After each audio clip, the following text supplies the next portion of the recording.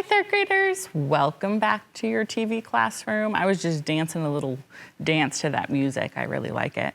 I hope you had a great evening last night. Let's check in with our zones today before we start learning. How are you feeling today? What zone are you in? Let's see, what zone am I in? Mr. Kevin, what zone are you in today? I am in the green zone today. Why are you in the green zone? Well, you know, I just feel good about life in general. Well, How about that? You're content. That sounds I'm great. content. Yes, that's the word, content. Yeah, it's a really great word. That's awesome. Let's And see. how about you? Well, I'm in the green zone. I'm also feeling content. Good. Yeah, it's going to be a good day. Friends, it's Tuesday, which means it's True or False Tuesday. And I don't know if I said the date. Did I say the date yet, Mr. Kevin? I don't think I did. No. It's Tuesday, March 2nd. March Woohoo. 2nd. And if I already said it, now you know it twice. So there you go. So we're going to play True or False Tuesday today. So let's take a look at our first slide. Aniston has 65 marbles in a box. She wants to give some away and keep 22. The answer they said is, Aniston gives away 43 marbles. Is that true or false? Are you ready?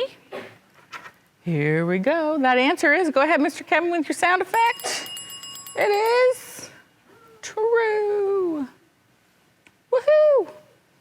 Because 65 equals 22 plus 43. Or 65 minus 43 equals 22. Let's look at the next one. The farmer plants 12 rows of corn in his garden. Each row has 20 plants. They said the farmer has less than 20 corn plants in his garden. Is that true or false, and how do you know?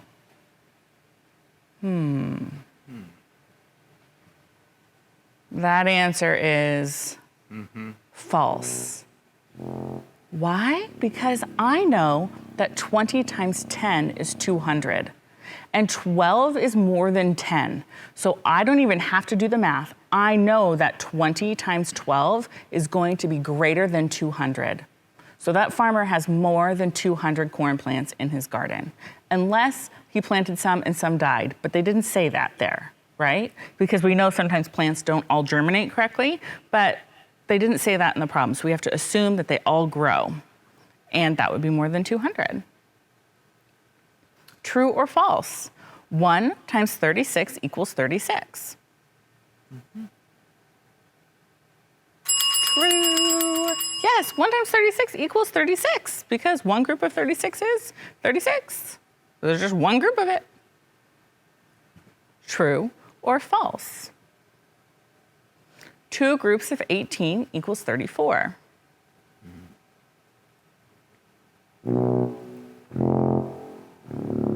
It's not 34. What is it, third graders? 36. They did 2 groups of 17. 4 groups of 9 equals 36. True or false?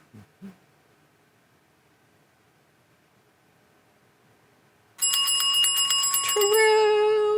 Great job. Okay, today we are learning to solve 2-step problems involving 2 different operations. Just like we've been doing. Wait a minute. This is the same learning target as last time because, friends, this is what we did last time. We did the problem about the 3rd graders at Brown Elementary School raising money. And we talked about this model and how we took the 8 days with $9 for each day, and then we had the M, the more money they needed to raise, and then the total was $250. We looked at that model and we realized that first we needed to solve this part, which was 8 times 9. There were 8 groups of 9. And then we realized we also need to add the M. So we did 8 times 9 plus M equals 250. And we learned that before we could do anything, we had to do the multiplication first because we needed to know that information. So we did 8 times 9 is 72 plus M equals 250. And some people subtracted and some people counted on an open number line. If I go from 72 to 80, that's going to be 8. And then if I go from 80 to 100, that's going to be 20, so that's 28. And if I go from 100 to 200, now we're at 128. And if I go from 200 to 250, I have to add 50 to 128, that's 178. So we are missing $178. They need to raise $178. Or we could have subtracted 250 minus 72, that also equals 178. Cool. Let's take a look at our next problem. Nima is training, and I'm going to do it on my whiteboard after we read Mr. Kevin. I want them to be able to see the information first. Might do it, we'll see. Okay. Nima is training for a bike race. So right now you don't have anything in your hand, you're just listening to figure out what's going on. She's training for a bike race. During the first 3 weeks in April, she rides a total of 176 miles. During the last week in April, she rides 9 miles each day for 7 days. Write equations that can be used to find how many miles in all, M, that Nima rides in April. And use your equation from part A to find how many miles in all Nina rides in April. Show your work. Whew. That's a lot. So first thing we do is we go, that was a lot. Let's read it again and let's draw a model to tell what's happening, but we're not going to use any numbers. So get your pen ready. I would see if mine's white. Yep, it is. It's ready to go. So I'm going to start reading and we're going to start drawing together. Nima is training for a bike race. So we know this person's training for a bike race. During the first 3 weeks in April, she rides a total of 176 miles. During the last week in April, she rides 9 miles each day for 7 days. So we know it's a whole month that she's training. This is the month of April, so draw one big bar. Okay. We know that for 3 weeks she does something, and then for 1 week she does something. And 1 week is how many days? 7. So we're gonna make 7 little squares. 4, 5, I'm gonna add another one here. 1, 2, 3, 4, 5, 6, 7. Okay, so this is the whole month of April in her training. The first 3 weeks she trains an amount. The last week she trains an amount each day, and then there's a total. Let's figure out where our question mark's gonna go. Let's read and find the question. Nima is training for a bike race. During the first 3 weeks in April, she rides a total of 176 miles. During the last week in April, she rides 9 miles each day. Write an equation that can be used to find how many miles in all. Okay, so where am I gonna put that M? Where is the total amount of miles she rides in the month? Yeah, on top, it's our whole M. Okay, now we get to read the information and put that information into our bar model. So, I forgot to highlight the question yellow. Whoops. How many miles in all does she rides in April? Okay, now let's see if we can find other information we can use. Let's read it again. Nima is training for a bike race. That's information to help us understand the situation, but not information we can put on our model. During the first 3 weeks in April, she rides a total of 176 miles. Where am I gonna put that? Just think about it. Where would that go in our model? During the last week in April, she rides 9 miles each day for 7 days. Where's that gonna go in our model? Okay, do you know where you're gonna put it in the model? I'm ready. Right here, I'm gonna put 176 miles because this is the first 3 weeks. And then the last week, 9 miles each day. Why, this looks very familiar. Okay, so what do we do? You ready? Well, tell me, what are you gonna write? What do you know? Well, we know there's 176 miles for the first 3 weeks. What do we have to do to find the M? We have to add it to the last week. But do we know the last week yet? No. What's the last week? 7 groups of 9. Okay, and what if we add 176 plus that last week, what do we get? We get the total amount. Go ahead and solve. I'm gonna give you 1 minute. Mr. Kevin, I'm gonna write on my whiteboard, but don't show it yet.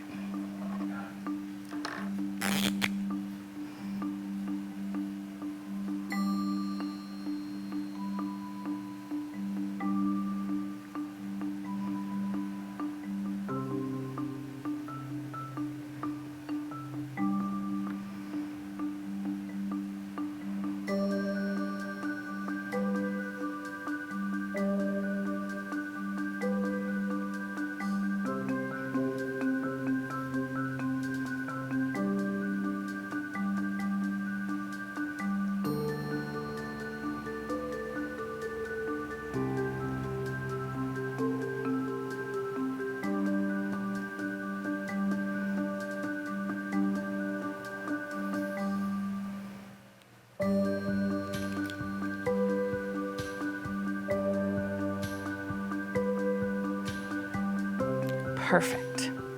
All right, friends. Mr. Kevin's gonna show you my whiteboard.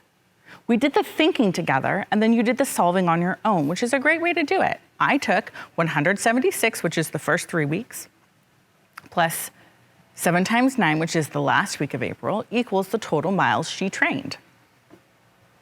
176 plus 7 times 9, which is 63, equals the total miles she trained. And then I did this in my head. Now I would like you to see you write it on the board. So what you would do is 100, what I did is 100 plus 70 plus 6 and 60 plus 3. And I knew that 6 plus 3 was 9, 70 plus 60 was 130, and 100. And then I got a total of 239. 239 miles in April, that's what she rode. That's the answer you should have arrived at. You also could have done it like this. 7 times 9 equals 63, and then 176 plus 63 equals M, and then added it together, and you would have gotten 239 equals M. Same idea, but that equation that we wrote here on the slide shows both steps in the same equation. Let's go on to the next problem. Tabitha has a bag with 24 marbles. There are 6 other marbles on the ground. She puts all of the marbles together on the ground and makes rows of 5. How many rows of marbles does Tabitha make? Write an equation that can be used to solve the problem, then solve the problem, show your work. So again, lots of things because there's more than one step. So you don't have anything in your hand right now. We're just gonna talk. What's going on? Yeah, Tabitha's got this bag of marbles and there's marbles on the ground. Right? And what does she do? She puts them all together. Then she takes that group of marbles and she puts them into rows of 5. And we're trying to figure out how many rows Tabitha makes. So let's draw a model for that, okay? We've got Tabitha. She has a bag that has 24 marbles. And then there are 6 on the ground, and she puts them together. She takes this whole amount and she splits it up into rows of 5.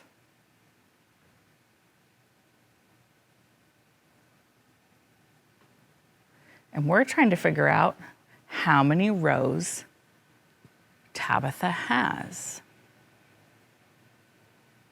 What does that look like? It looks like an area model or an array. So what could we write what do we have to do first? What's the first step?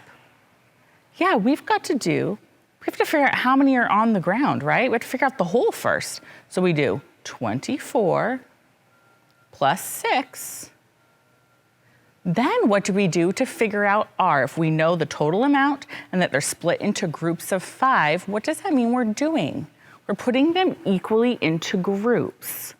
We're taking a whole and we're separating, partitioning, dividing into groups of 5. So we're going to divide into groups of 5 to get how many rows? Go ahead, solve this problem. Give you about 1 minute. I'm going to do the same.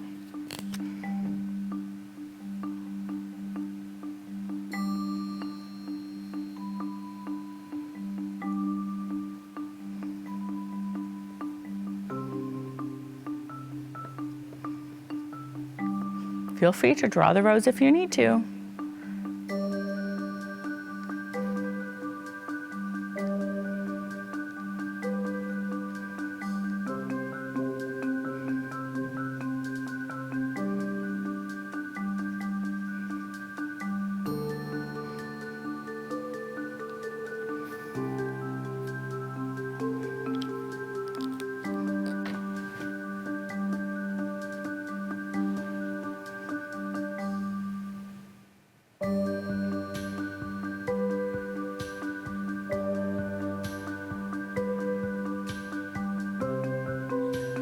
Thank you, Mr. Kevin. All right, friends, take a look at what I did on my whiteboard. I did 24 plus 6 divided by 5 equals the rows. I knew I had to figure out my whole first by looking at this model. There's no way I can divide it into groups of 5 until I find out how many I have altogether. So I put them together and I got 30. And then I could split 30 into groups of 5. Now, I know my fact that 6 times 5 is 30, so I just knew it was 6. If I didn't know that fact, I would take 30 and I would divide it into groups of 5, and you would see a picture like this. Either way is fine. See how knowing that fact can help your math be much faster. And then I would see that I needed 6 rows. And my answer is there are 6 rows of 5 marbles. Pretty cool, huh? Let's take a look at the next problem. Tim is saving money to buy a pair of hockey skates that cost $289 for the past 6 weeks. He has saved $7 each week. How much money, H, does Tim still need to save? Okay, so let's talk about what's happening. There's this person, and they're saving money to buy a pair of hockey skates. And how much do those hockey skates cost? Yeah, there's an amount that they cost, right? There's a total amount they cost. We're not gonna write it yet because we're not doing numbers yet. And he's been saving for 6 weeks. And he still has some left to save. So I could take this and I could show the weeks he's been saving like this. Right, is that 6 weeks? 1, 2, 3, 4, 5, 6.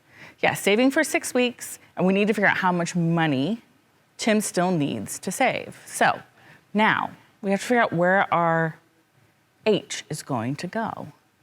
Let's read and find the question. Tim is saving money to buy a pair of hockey skates that cost $289 for the past 6 weeks. He has saved $7 each week. How much money, H, does Tim still need to save? So we're trying to figure out how much money Tim still needs to save. And they want us to use an H. So where would we put the H? Is the H gonna be the total amount? Is it gonna be in each of the 6 weeks? Or is it gonna be in the part that he still needs to save? Yeah, the part that he still needs to save. You can go ahead and write this now on your whiteboard. Let's read and find the information left to fill in our model. Tim is saving money to buy a pair of hockey skates that cost $289. Ooh, we know that. Hockey skates cost $289. For the past 6 weeks, he's saved $7 each week. He has saved $7 each week. Okay, let's put that information in. Where's the $289 going to go? Is it going each of the weeks or the total amount? The total amount, so 289. Ooh. Where's the $7 gonna go? Yeah, in each of the 6 weeks. $7, $7, $7, $7, $7, $7. I'm gonna give you a minute and a half. Actually, I am not gonna give you a minute and a half. I'm gonna show you how to solve this, because guess what, friends? We're running out of time. We're doing so much math that time is flying by. So go through this with me. Are you ready? First of all, we know that we have 6 groups of 7, right? Because we have 6 groups of 7 here. We know we need to add H, the part that he has left to save, equals 289. Well, what is 6 times 7? It's 42.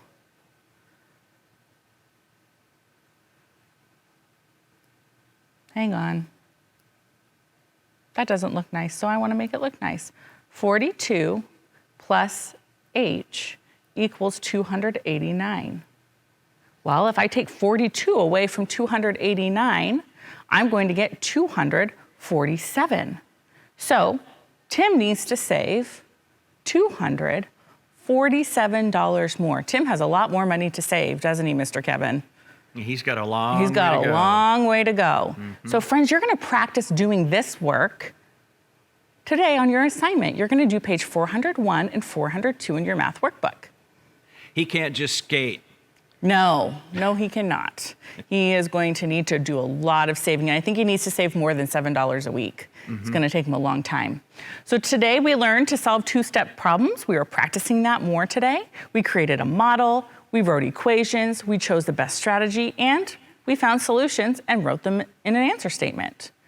Mr. Kevin, can you tell them how they can contact us here at the TV Classroom? Certainly. You can email us, tvclassroom@tacoma.k12.wa.us, or you can always send us something in the mail, TV Classroom, 601 South 8th Street, Tacoma, Washington, 98405. Third graders, thank you so much for being with me today. As we get into these more complex problems, our lessons are gonna be a little bit longer. So we'll be doing like half a lesson during a day versus doing a full lesson. Sometimes we'll be able to do a full lesson, it just depends. But I wanna make sure we go slow enough that you understand all the steps.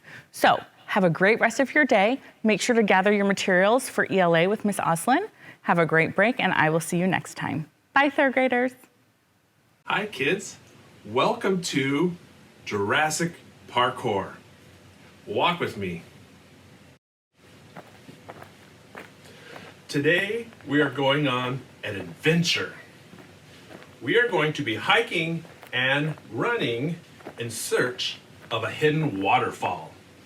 But be warned, there will be dinosaurs. These are the rules. 1. Keep moving.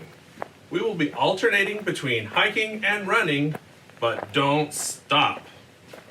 If you can't run or walk, try finding other parts of your body you can move. Whenever you hear Dr. Malcolm say, "Must go faster," you go faster. Don't stop until we make it to the waterfall. Have fun. Must go faster. Let's run! Look out for those dinosaurs. Must go faster. This way. Go faster! Whoa! That was a close one.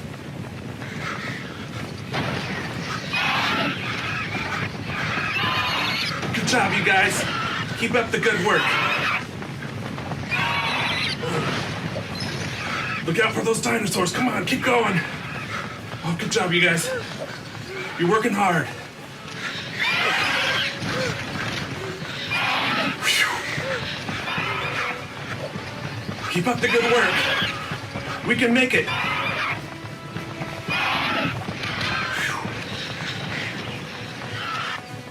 You guys are doing a great job. Keep it up.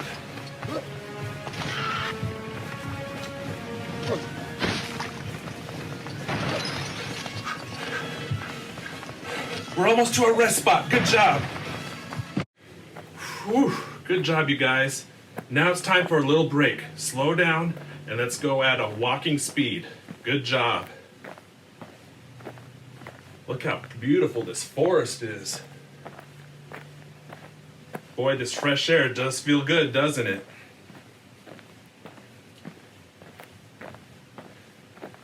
Good job, you guys. You're awesome. Keep up the good work. But get ready. Must go faster. Oh no! More dinosaurs! Look out! Look out, guys! Start running!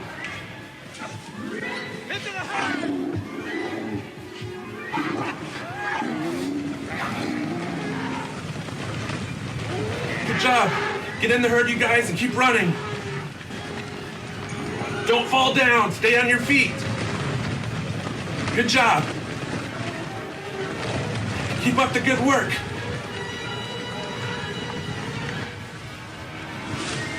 Let's make it to the forest! Must go faster. Run, guys, run!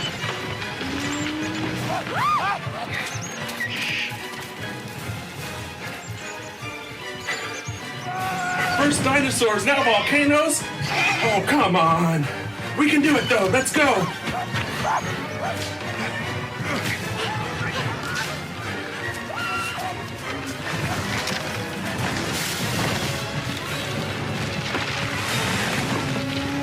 Keep going.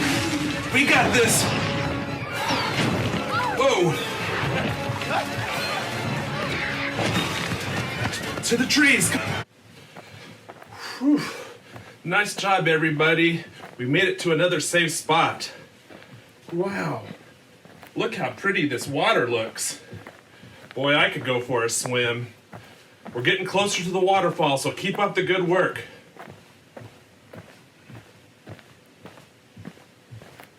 All right, here we go. Get ready.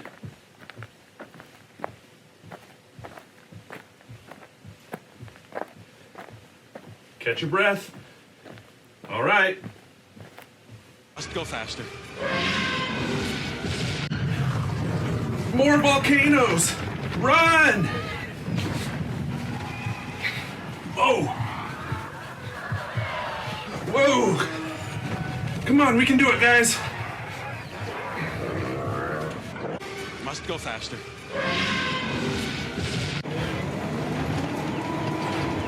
All right, here we go, guys. Keep working hard. You are all doing awesome. You're superstars. This is when we start getting tired, but we're getting closer to the waterfall. So keep working hard, keep moving, and we're gonna make it. Whoa! I don't think we're allowed to drive through here, Zach. Good job. I'm proud of you.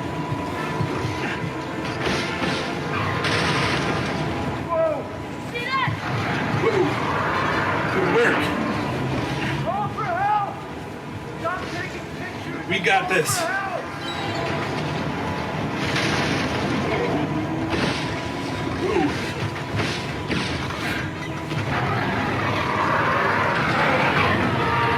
Woo! This has been the wildest hike I've ever been on.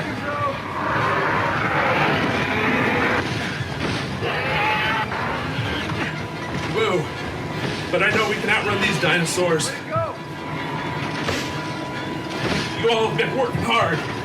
Did we lose it? No! All right. We got this. Whoa! He's getting a little bit close. Keep running. Hit the brakes! Whoa! Look out for these ones with the spiny tails. Whoa! Whoa! Must go faster. Whoa! Great job, class. Final stretch. We're almost to the waterfall. Just move as fast as you can. We got this. Come on, run. Whoa! There's the waterfall. We gotta jump. Get ready. Here we go. Here we go. Get ready to jump. Ready? 1, 2, 3. Whoa! Nice job, everybody. We made it. Boy, did that waterfall feel good. Now, we're gonna have a little bit of a warm down. We're gonna walk nice and easy to catch our breath and let our heart rate drop down and let our lungs get more oxygen into our body, because that was a lot of hard work. You are all superstars. Thank you for joining me on this amazing Jurassic parkour hike through the woods. Good job, everybody, and we'll see you next time.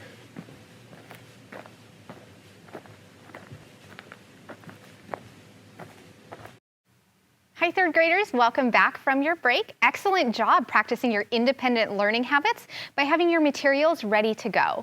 Go ahead and put your reading notebook and your pencil off to the side. You won't need those right yet, but you can have your learning buddy in your lap if they are going to help you focus.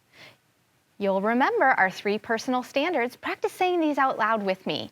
These are the behaviors that we agree to when we come together so that everyone feels safe thinking and speaking so we can all grow as readers and writers. Show respect. Make good decisions, solve problems. Today, we're going to continue learning that strong independent learning habits help me grow as a reader and a writer. Yesterday, we did some thinking about our workspace, making sure that it was comfortable, that we had our materials, and we had plenty of light. We also practiced making connections, which means thinking about what we were thinking about when we were reading a book. Did it remind you of another book? Remember, that's a text-to-text connection. Or does it remind you of something in your own life? That's a text-to-self connection. Today, we're going to learn another strong independent learning habit. And one thing strong readers do is to think about the story and think about the most important parts of a story and then use those to retell the story, which means tell the story again. So the most important parts of the story are the characters. The characters are who? The setting is the where and the when of the story. There's always a problem or a conflict. What's going on? What's the drama in the story? And the plot is, what are the events that keep the story moving? And we'll oftentimes hear words like first, second, third, or first, next, then last that give us a clue as to what the plot is, what is happening that's keeping the story moving. Then there's always the resolution of the problem. How does the action end? And how does the problem or conflict get resolved? And then the theme, which is what is the message or lesson of the story? And we're going to think about these things, practicing this independent reading strategy of being able to think about the most important parts of the story so that we can retell the story while we read a new book. This book is Henry and the Buccaneer Bunnies by Carolyn Crimi, illustrated by John Manders. And this is about a bunny who's also on a ship with a bunch of other buccaneer bunnies or pirate bunnies.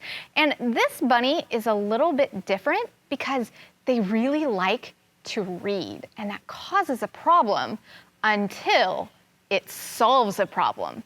Let's get reading.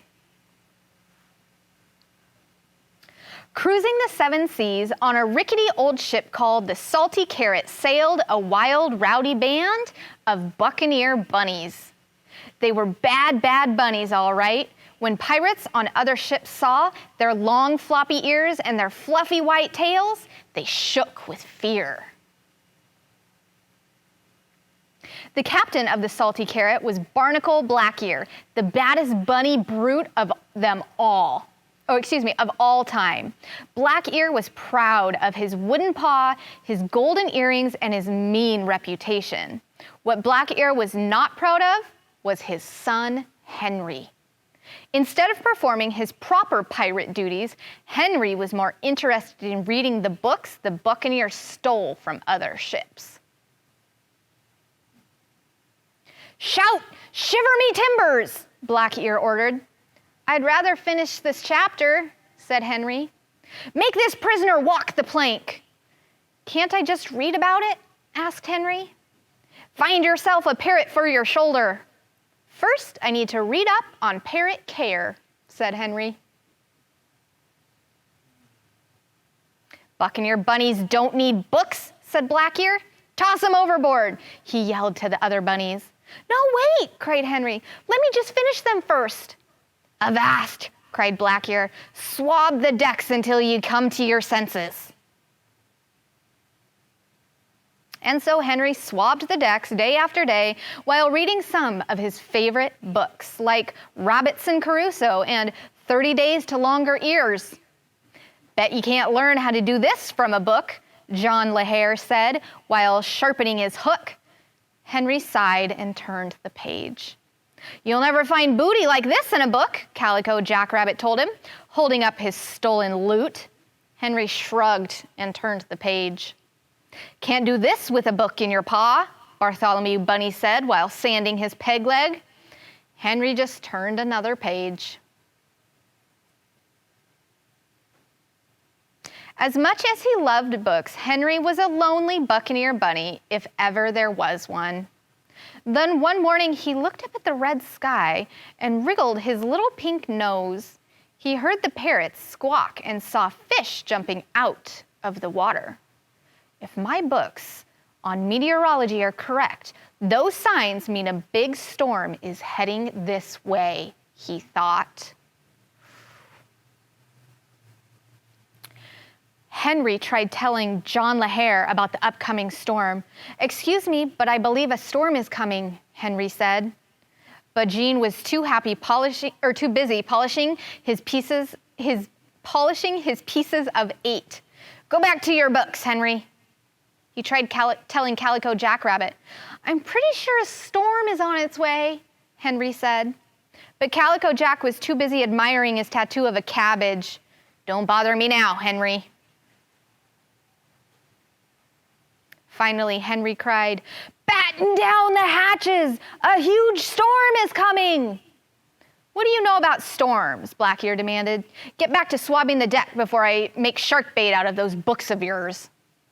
Henry did as he was told, but he kept his little pink eyes on the skies.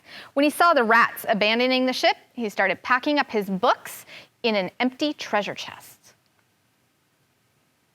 The storm started small. A few low grumbles of thunder, a spike of lightning, then suddenly a crashing, bashing, thrashing wildcat of a hurricane broke loose. It shook the ship.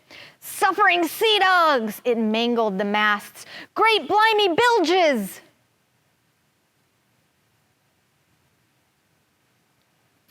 It slashed the sails, damaged the deck, and ripped up the rickety old salty carrot.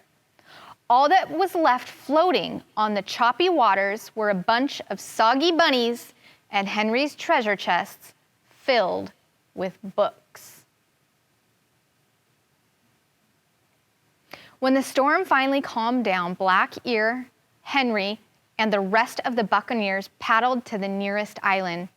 "We're ruined," wailed Black-Ear. "No ship, no pieces of 8, no gems."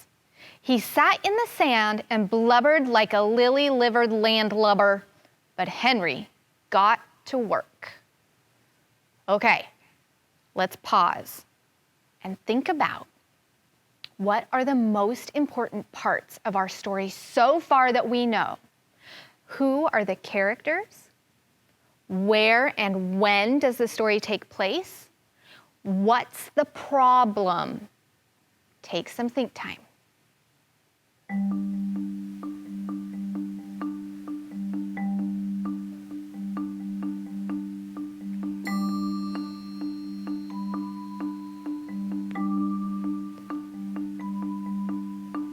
Turn and tell your learning buddy what you're thinking about our story map. Rafa, okay, the characters. The main character so far is Henry, but there's also other Buccaneers with him. The setting is out in the ocean on their ship, and now they're on an island. The problem is there was a storm and the ship sank, and now they're on this island and they have nothing. Now that we've identified some of the most important parts of the story, we've identified who, we've identified where and when, and now we're thinking about what. We know the problem. We're going to pay close attention now to how the story moves forward to a resolution, thinking also about what is the theme? Is there a message or a lesson that our author wanted us to learn? The first thing he did was build a 2-story hut out of palm fronds and coconuts. "How did you learn how to do that?" asked Blackear. "I read it in 101 Things to Do with Palm Fronds and Coconuts," replied Henry. Next, there's a clue, right? That's telling us that the plot is moving forward. Next, he built a fire and cooked up a tasty seaweed stew. "Blimey," said the hungry bunnies. "Where did you learn that?" "I found the recipe in Quick and Easy Meals for Marooned Pirates," said Henry. Then he made them all fetching garments from bits and pieces he salvaged from the shipwreck. "We look like gentle bunnies, we do. We swank swashbucklers, we are. Arr, this is all from the Landlubbin books," said Blackear, shaking his head. Henry taught Blackear and the Buccaneer bunnies all kinds of useful things, like how to plant carrots, make the best sandcastles, and build boats out of palm fronds. Soon, they built a new ship, which they sailed to the library at the nearby Easter Islands every summer. Here, the bunnies spent many happy hours slurping seaweed stew and reading books. "Aye, Buccaneer bunnies will always need books," said Blackear. Henry just smiled and turned the page. Okay, do some thinking. What are the events that moved the story along? What was the resolution of the problem or the conflict? How was the problem solved? And then, what is the theme? Was there a message or a lesson that we were supposed to learn? Take some think time.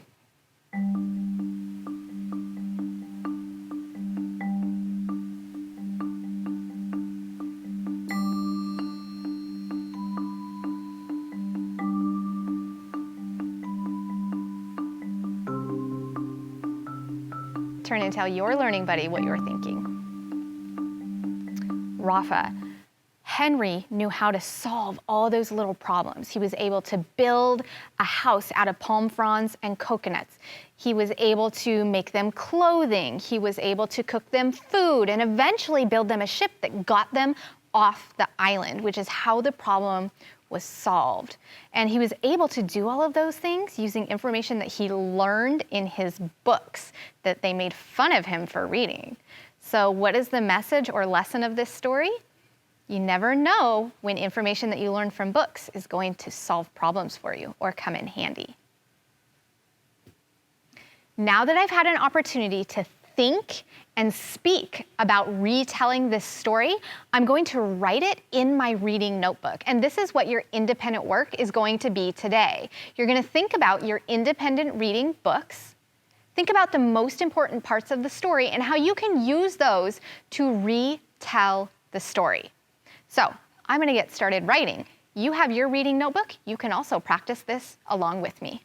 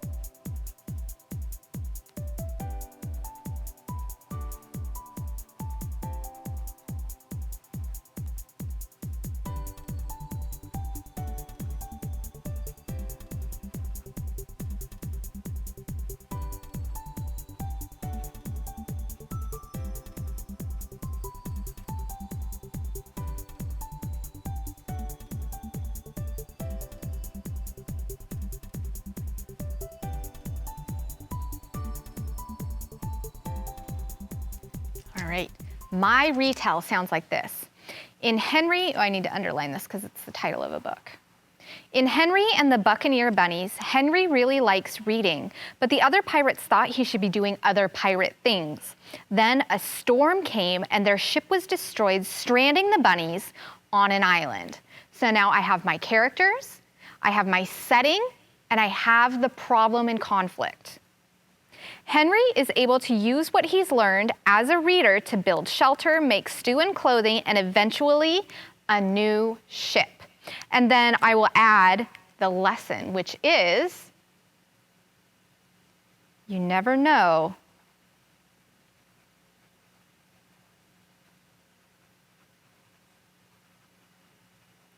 when a book can help you.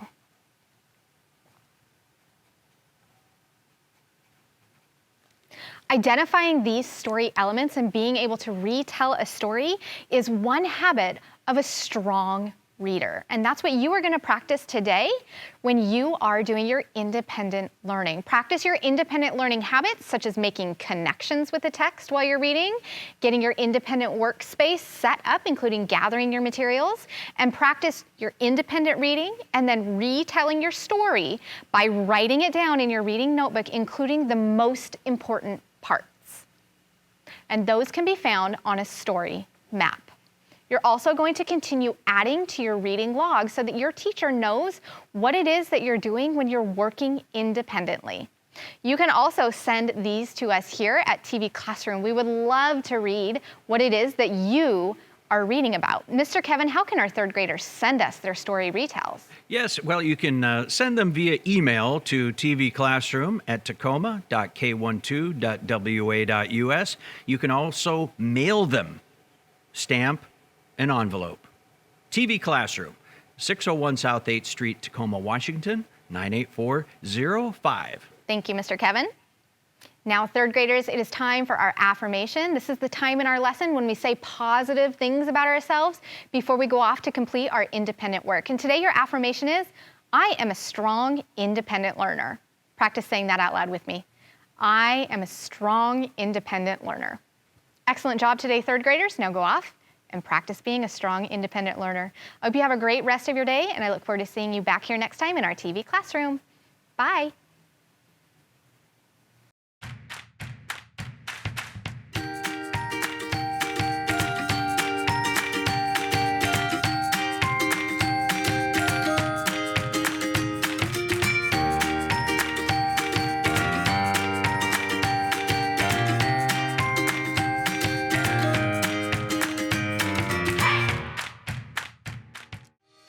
Hey kids, we want to see your work.